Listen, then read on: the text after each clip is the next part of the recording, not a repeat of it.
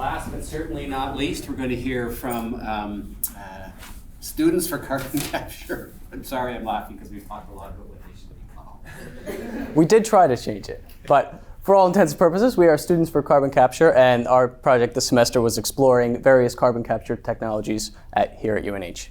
And I'm Nate Richard. I'm Eric Berry. I'm Kate Wardinski. And I'm Spencer Blake. So the scope of the study, our initial objective here was to explore various technologies and their viabilities to be applied here at UNH. A couple of the questions we asked ourselves through the semester: what exactly is carbon capture? We were kind of novices coming in, so we had to do a lot of that research. Next, how can these specific carbon capture technologies be applied at UNH? And third, what else should UNH consider should they pursue carbon capture technologies? So why carbon capture? Biggest reason is because the UNH power plant here still has several years of operations ahead, and moving away from that now would not be a great investment. Next, also carbon capture and carbon sequestration offers the chance to kind of capture those emissions while maintaining the power plant here at UNH. And we realized in our research that it is not the ideal solution, but considering the situation, it is the best solution. So our methods: research, we reviewed various journals and annotated sources. And for our presentables, we categorized and compared them in a pros and cons list. We also developed criteria of robustness so that we could better compare our technologies that we located. And we also created graphs to visualize our data. So moving on to our study site, it was the UNH cogeneration plant. As for some background information, it was created in 2006 and retrofitted out of the existing waste-to-energy facility. And the cogeneration plant is a CHP, or combined heat and power plant. It is fueled by methane and a small amount of natural gas from the Rochester Waste Management landfill. And it provides electricity, heating, and cooling to campus. Besides the engineering, one of the most impressive factors about this plant is it was able to reduce emissions by 60% since it was installed. And this project explores UNH's possibility for installing carbon capture on campus, specifically at the cogen plant. So carbon capture could be a viable but last chance option for UNH to extend the life of the cogeneration plant and also reduce scope 1 and 2 emissions. But as an alternative, renewable energy sources were not found by 2030, which would be very much preferred. And so we examined carbon capture, specifically tailored to electricity power plants. And there are 2 different categories of carbon capture at these power plants and 3 different technologies that can be utilized. The first category is carbon capture and sequestration, which basically collects the CO2 exhaust gas that would otherwise be emitted into the atmosphere, and it stores it in a storage tank or an underground reservoir. As for CCU, it stands for carbon capture and utilization, and this exhaust gas is channeled to other facilities where it's processed into other materials, composites, textiles, maybe even construction materials or biofuels. So as you can see by the graph here, the 2 primary electricity generation fuels are coal and natural gas. These obviously are both carbon-based fuels and emit CO2.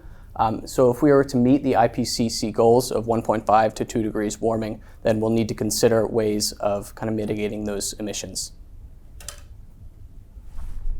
So the first carbon capture technology we researched was pre-combustion carbon capture. Like the name kind of insinuates, carbon is captured from the fuel prior to the combustion of the fuel, so separating CO2 from hydrogen. This has had successful real-world implementations at plants and can absorb up to 98% of CO2. One of the successful implementations was the Nuon Magnum IGCC power plant, which was a 1,200 megawatt boiler and was installed for $1.6 billion. So the next type of carbon capture technology that we looked at was called Oxy Combustion. So the key thing about Oxy Combustion is the actual fuel conversion process happens in pure oxygen rather than environmental air.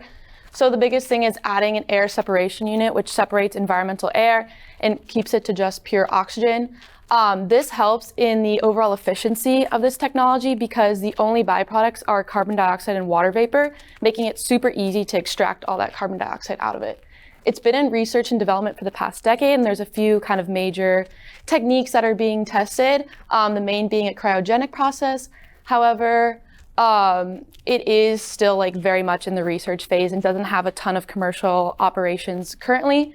The first commercial application was in Queensland, Australia in 2009 with a 30 megawatt coal-fired plant. However, that one has since been, it stopped its operation due to the end of its research contract. The third and final technology research was post-combustion carbon capture. This system relies on capturing carbon from the flue gas after the combustion fires. This has had the most successful implementations both in pilot projects and commercial projects. Can be implemented in coal-fired plants, natural gas plants, and fossil-fueled industrial plants. It relies on a membrane, solvent, or sorbent to either absorb or adsorb the CO2 from the flue gas. And this is the most mature of the three technologies. And one successful implementation was at the Petronova station on a 240 megawatt boiler, which was installed for $1 billion. So moving on to our first presentable, we created this table to compare the robustness of each technologies and compare them all into 6 different categories. Moving on to the first technology, precombustion, it showed the smallest energy penalty out of all the technologies, which is the energy that is created in the power plant and how much needs to be diverted away to power the actual system. But as for a constraint, the technology requires complete redesign of the facility and complete re-engineering of the generation infrastructure. To the second technology, post-combustion, it is the most widely used carbon capture technology in existing power plants, and it does have a reasonable energy penalty, not too high, not too low, and it can be retrofitted to existing power plants without re-engineering generation technology. And moving on to the last technology, oxy combustion. Its main benefit is that it has the highest carbon capture rate out of any technology, virtually eliminating 100% of it. But as a disadvantage, it is extremely costly to install and operate, and it does have the highest energy penalty. And this is a graph showing the cost per ton of CO2 captured for all 3 technologies. So just some last few factors that we did factoring into our final recommendation for the UNH cogen plant is just, is this technology being used commercially, and can it be replicable in the UNH cogen plant? Again, speaking to that energy penalty, does the UNH cogen plant even create enough power to add a potentially energy intensive carbon capture technology? And last, just like the overall cost of operating the facility as well as installation. Is it really worth it to build an entire new plant or just try to retrofit what we have already? And with all of that. So our results, we found post-combustion was the most viable option if UNH were to go forward with carbon capture technology. As of right now, it is the cheapest, it's the most mature and developed technology. There's the most amount of commercial projects like worldwide you can look at and examine the failures and the successes. Oxy combustion, although it can reach the highest percentage of CO2 captured, is just vastly more expensive at this point and would just be far more expensive than the other 2 options. Precombustion, although relatively mature in technology, it would require very heavy retrofitting of the cogen plant, if not reconstructing an entire new facility. So therefore, we found post-combustion was our winner if UNH were to go forward with carbon capture. So lastly, we just had 4 kind of major questions that we found at the end of our study that whoever researches future or just kind of like our guiding questions to continue this on. First, we capture the carbon, great. Now what are we going to do with it? How are we going to store it? How are we going to utilize it? What are we going to do next? Second, if we want to implement this in the next 5 to 10 years, we need to start budgeting for it now. So how and what is kind of the means of how we're going to pay for this? Third, if we do go this route, is there opportunities for collaboration across colleges within UNH as well as universities nationwide who might also be looking into carbon capture technologies for their own universities? And lastly, the Rochester Waste Management contract with the cogen plant is set to expire in 2029. UNH has to come up with an idea. Either they're going to continue the cogen plant and try to make it more carbon neutral through things such as carbon capture technologies, or we need to shift towards more renewables. So we need to kind of come to the decision and kind of go for it pretty soon here. And that's our final presentation. Thank you so much.